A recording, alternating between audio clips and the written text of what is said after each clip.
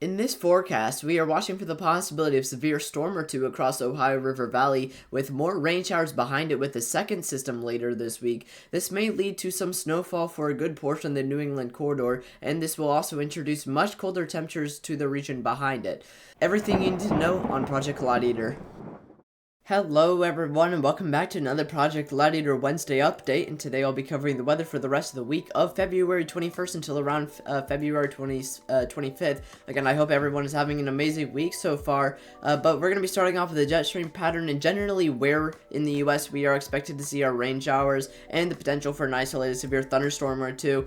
The main thing that we're going to be watching out for is going to be this very broad trough with a central low pressure system, which is going to be back to the south of the Hudson Bay, very far north into Canada, and this trough is expected to not really be too strong, but it's also expected to be very broad and extend as far south as some of the Dixie states even. So we aren't really expected to have a whole lot of forcing behind this trough, not only because of its sheer size, but also because it isn't really strong on models. So again, that is going to limit the overall potential for an isolated severe thunderstorm or two, but it still may support it. The main risk with isolated severe thunderstorms that we may see across a lot of the Ohio River Valley, mainly this region, is going to potentially be some damaging wind gusts, and that's going to be about it. But we may have to watch for the possibility of some snow showers that may be back across the New England corridor, as well as some rain showers that may extend as far south as the northern Dixie states, northern Mississippi, northern Alabama,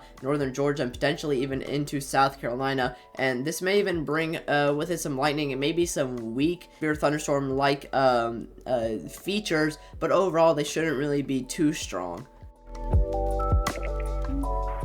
Taking a look at our composite reflectivity, I'm going to be going over the when and where you should be able to see our rain showers and the possibility for isolated severe thunderstorms, as well as the general radar analysis of where and when we are expected to see these rain showers.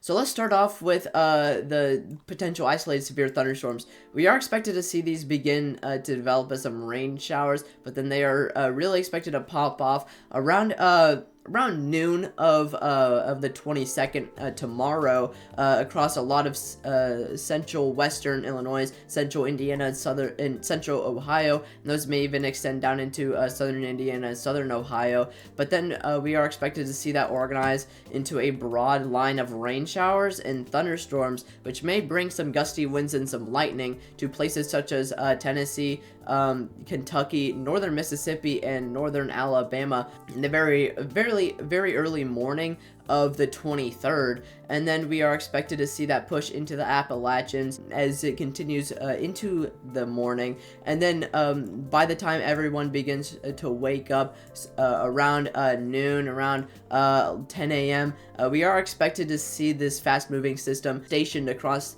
the eastern coast as it pushes into the Atlantic Ocean by around noon into the very early afternoon. And then again, we are expected to be watching for the possibility of some snow showers and maybe even some ice mixed in with that across a lot of the New England corridor on the 22nd.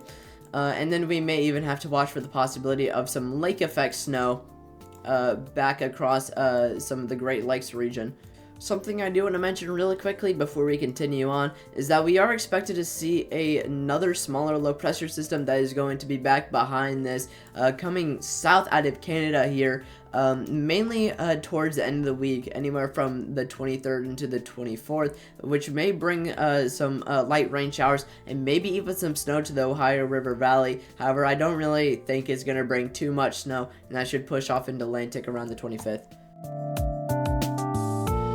We can also take a look at what our temperatures are expected to be like and how they are going to be affected by these rain showers and this cold front that we are expected to see that is going to bring our rain showers and potentially an isolated severe thunderstorm or two.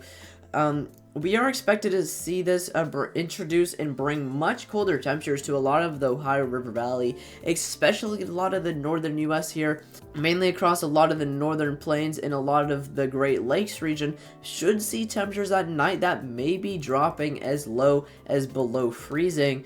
However, a lot of the southern U.S. Models for the 23rd and the 22nd, potentially into the 24th, are currently indicating that we should see steady temperatures at night that are going to continue to stay into the 60s for a lot of the near future for the 22nd, the 23rd.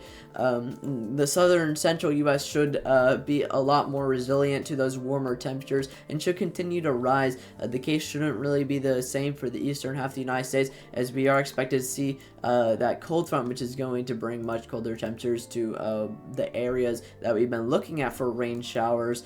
However, during the day, we have been seeing temperatures that have been quite warm. Across Tennessee, we have been seeing temperatures up to the 60s, which I did experience personally, and we have seen temperatures that have been getting up to the 80s and getting very close to the 90s, and or potentially maybe getting very close to the 90s across parts of southern Texas and a lot of the southern central plains, as well as temperatures that may be in the 60s that may extend as far north as Nebraska and Iowa. So it is expected to be getting quite warm for the next 2 days. However, by the time this cold front rolls around, again, the northern half of the United States and the northern Ohio River Valley and the areas that are going to be affected by rain showers should cool down quite a bit.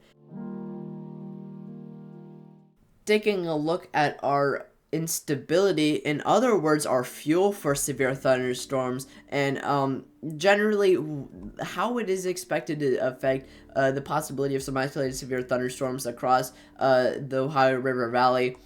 We are looking at most unstable Cape, so it is the instability or the fuel of the atmosphere for the entire atmosphere at its most unstable level, and it doesn't really take a look at the surface.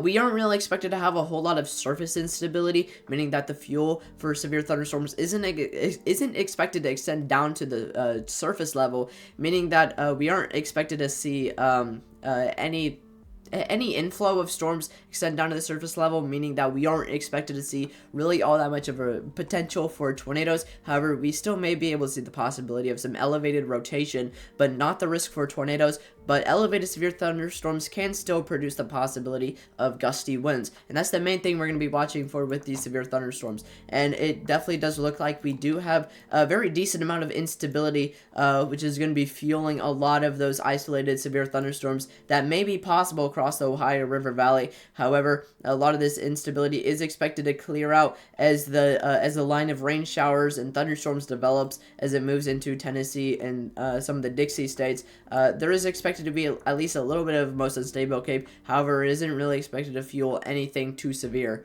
if not any severe.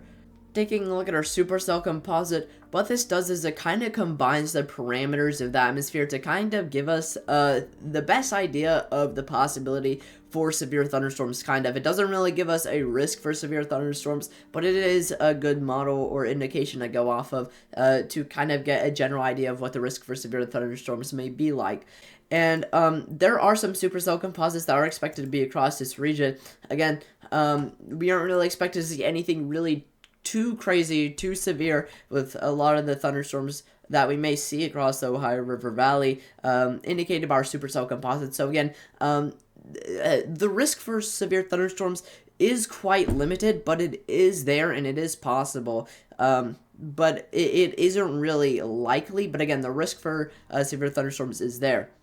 And then again, as mentioned previously, where we may have some general thunderstorms and maybe some gusty winds and some lightning with that line of rain showers that is going to extend down into some of the Dixie states, we do have some isolated, some very spotty supercell composite readings there, indicating that there may be some severe features there. But again, we aren't expected to see anything severe with that line of rain showers or thunderstorms that may extend down into the northern Dixie states. We can actually take a look at what the SPC, or the Storm Prediction Center, currently has issued for the risk for severe thunderstorms for tomorrow and for the rest of the week. As of right now, we do have a marginal threat for severe thunderstorms for today, for some isolated severe thunderstorms that may be possible across central Illinois into northern Indiana, which is mainly bringing the risk for some isolated hail. However, I'm not going to cover that.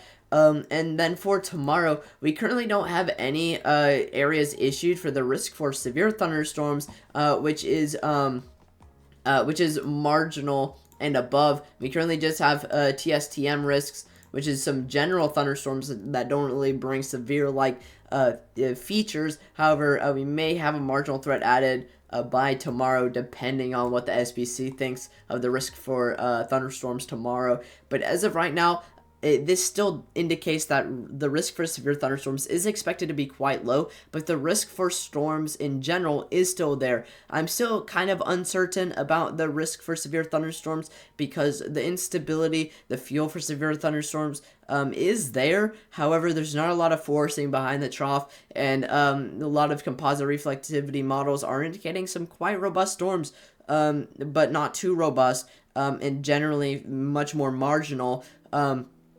So again, we may have the possibility for some marginal severe thunderstorms across the Ohio River Valley tomorrow, but right now the SPC currently doesn't have anything issued. And then we can also take a look at our day 3 outlook, and we are expected to see a general risk for thunderstorms, for general thunderstorms, nothing severe for a day 3 outlook as that line of rain showers moves into some of the Atlantic coast there.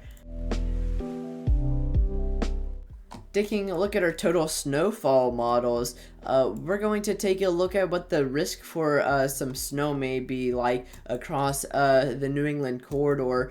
And you can tell that we are expected to see at least some snowfall across the region. That may be possible. However, we are not expected to see a whole lot of snow. We aren't really expected to see a crazy amount of snow. And the snowfall totals should probably range anywhere from less than an inch to potentially up to 2 to maybe 3 inches, but should at most be around 1 to 2 inches, with the majority being less than an inch. We shouldn't see anything above 4 inches, so when we take a look at the WPC models for heavy snow here in a second, you shouldn't see anything for the New England corridor. But again, we still are expected to see at least some snowfall across the New England corridor. Taking a look at our WPC outlooks, mainly the risk for heavy snowfall across this region. Keep in mind, this is forecasting the probability for snowfall totals that may be greater than 4 inches. So as of right now, we may see quite a bit of heavy snowfall for some of the higher elevations, Colorado. However, I'm not really too concerned about that. But again, as mentioned previously, the risk for snowfall across the New England corridor is going to be much lighter. So again, we aren't really expected to see a whole lot of snow with this system, and we definitely shouldn't really see anything that's going to be greater than an inch across the New England corridor. As you can see, for both day 2 and 3, there's currently nothing across the New England corridor for snowfall totals that may be greater than 4 inches. Now a word from our friend JaxonWX in Nebraska, giving us a live update of the current conditions in Nebraska. However, they aren't really so current anymore because this was recorded a day late. The clip you're about to see was recorded a day late, so conditions likely have changed. However, we haven't really seen any too crazy changes across Nebraska so far. At least I don't think so. So hopefully the forecast is still mostly valid. So hope you guys enjoy, and I highly suggest checking out JaxonWX's channel. The link to his channel will be in the description. My name is Storm Chaser Jackson Franson, back with you another live weather update on the ground. Currently, it is 58 degrees Fahrenheit outside Bradshaw, Nebraska on February 20th, 2024. It is insane how beautiful it is out here. Our high temps are expected to be 68 degrees Fahrenheit, which is above average at all, like 20 degrees, I think, maybe even 30 for this time of year. It is insanely beautiful out here. The wind gusts aren't too high either. I think it's like 15 mile per hour wind gusts, which it's good. It's good for this temperature. I'm wearing a t-shirt for once doing these forecasts. So it's not going to be that bad. Well, that's my live weather update for you guys. Take care and love y'all. Bye-bye. Before I end the video, I do want to talk about the GoFundMe that we have for Project Gladiator real quick. Project Gladiator is for the purpose of designing, developing, and building an insanely powerful storm-chasing vehicle, which will be able to gather information from some of the strongest and most violent tornadoes and be able to unlock the secrets as to what makes them so strong and powerful. If you do want to donate to the cause, the link for the GoFundMe is in the description, and it means the world to me if you donate. Currently, the information, the description that we currently have right here, it's not the best written, I will say. It was pretty good written, in my opinion, when I first wrote it at the start of Project Gladiator. However, I am working on rewriting this, so it should be better by the time it rolls around. Should be out before the 1 year anniversary. And I do want to thank the people who have already donated so far, mainly me, as well as my sister and me, and then also my sister and also my Aunt Dawn, who have who have currently donated or previously donated. So again, I do want to thank the people who have donated so far, and if you do want to donate to the cause, the link is in the description. Now that I've told you the weather, please go down to the description and check out the socials for Project Gladiator and join the Discord for any updates on Project Gladiator. If you live in any of the areas that I covered for today or for the rest of this week, please stay where they'll live for the time being. If you notice anything might have been wrong in this forecast or you'd like to make a suggestion or ask a question, please leave a comment. I do read them. 3 other channels I highly suggest you check out are One Nation Weather, Weather Watcher, and JaxonWX. Weather Watcher does make a weather forecast for Europe if you are interested in those, and hopefully I'll be able to see you guys on Sunday with a weekly overlook.